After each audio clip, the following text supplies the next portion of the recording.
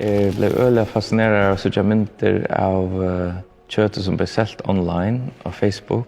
Så jeg har samlet flere år mynter fra bøndene og andre folk som har selt kjøtt.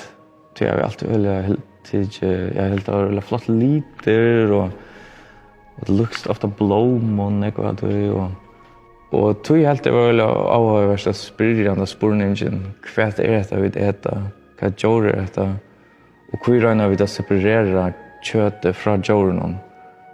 Og gjør en land og regner man til henne, man regner å rense kjøttet og hva det plastikk og legge det pent i fristeren, men det omgående det hva det kommer fra, hvordan det slakta, hvordan gjør det livet.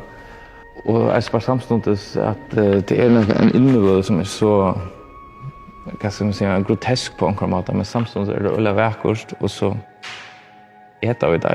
Så det her noen kontraster som er alltid spennende. Grunden til at jeg gjør så stor er at jeg vil gjerne gjøre at det er en part, at jeg skal bare, jeg synes jeg slag i høyt til folk, at det plutselig sutter hva det er, det er så løyte, det er ikke noe som det bare takker i fristeren og kvar panna, men noe ordentlig som det skulle ordentlig hitje etter.